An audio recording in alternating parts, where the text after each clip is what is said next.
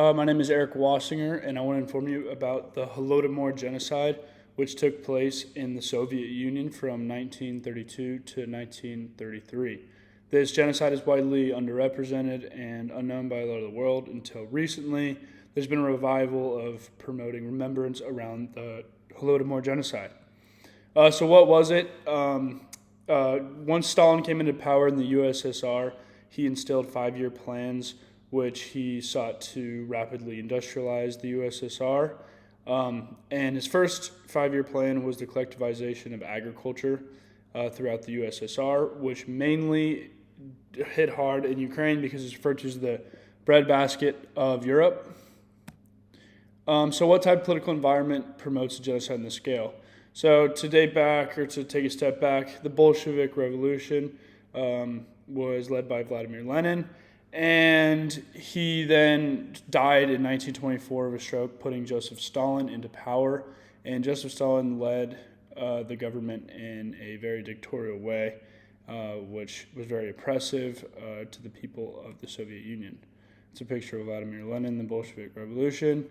And so unlimited power sought to have an exclusive loyalty among his citizens and other officials, government officials, and he had a malicious ruling strategy. So propaganda is a big part of the Holodomor and mainly genocides in common, just because it creates an environment where a leader can kind of demonize a certain group of people. So first of all, he incentivized the first five-year plan by propaganda such as this, where it shows the workers content to be working. The poster actually reads, "An honest man's work is a step towards communism." And then you have these two posters, which is the demonization of kulaks, or wealthier peasants. You see that they're in both images referred to as, or in this one, a mouse on the left, and that one, a pest on the right. So they're subhuman in Stalin's propaganda campaigns. So then I'm going to briefly cover this, but the history of the Russian-Ukrainian political relationship is just basically that the Central Rada formed after the Bolshevik Revolution. Stalin and Vladimir Lenin fought the Ukrainian-Soviet War and created the Ukrainian Soviet Social Republic. So that's their crest before Stalin and Lenin took over the Soviet Ukrainian nation. And then, so here's the main seeds for the genocide, which first was the five-year plan, which I talked about earlier. And the main idea was collectivization of agriculture within the USSR.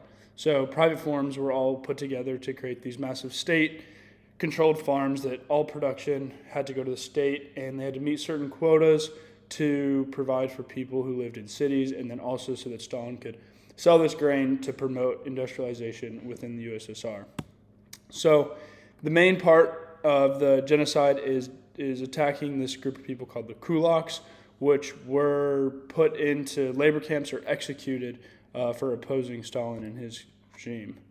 So the main thing I want to talk about is the condition of life in the Holodomor, mass starvation. That's the main idea of the genocide and the main reason that the Holodomor is a genocide. There's scarce nutrition within the borders of Ukraine. And you see that when people started eating frogs and mice and cats and dogs and bark and grass, anything of nutritional value, including on some occasions cannibalism. There are records of cannibalism, which is devastating. And then raids, which relates to the five stock law, which is basically that anyone who's caught hiding food will be put in prison for 10 years or executed on spot. So here's images showing the conditions of the Holodomor. There's people dying in the street. These kids are starving on the left. And here's a Soviet official gathering grain from people who produce some. Here's one of the raids that I discussed.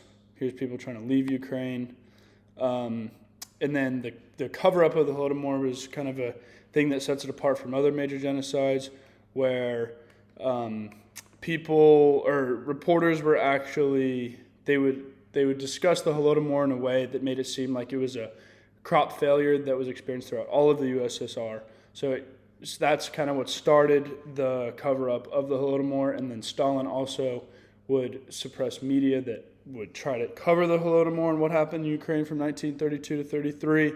And then also these, you don't really know how to pronounce that word, but Potemkin villages, which is where Stalin and other Russian officials would set up these fake villages for reporters to come to then see that the USSR was actually fine, and the area in which the Holodomor took place was actually thriving. And then also Crimean immigration. Stalin incentivized people to move to Crimea, which closely borders Ukraine, which kind of creates or adds to the idea that this was a genocide and a democide, because he was trying to basically destroy the Ukrainian culture as a whole.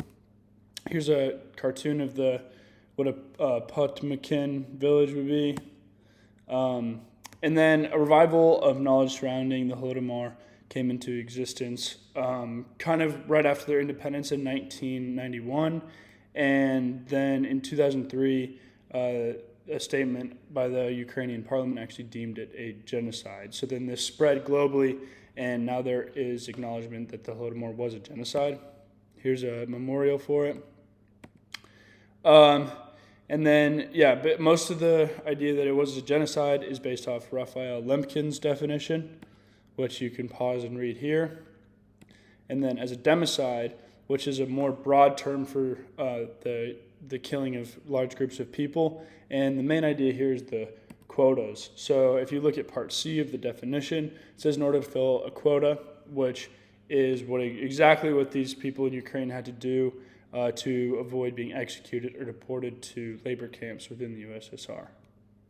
And then this kind of bleeds into the current Russian-Ukraine conflict because Putin actually just withdrew from a grain deal that said that both Ukrainian and Russian export of grain and food product would be done in a peaceful manner, and he withdrew and actually started attacking ports. So this shows the relationship that is still present in between Russia and their idea of needing Ukraine to be a part of their nation because of what they're able to export and produce. Thank you guys for watching, and I hope that you can also spread awareness of the Holodomor Genocide.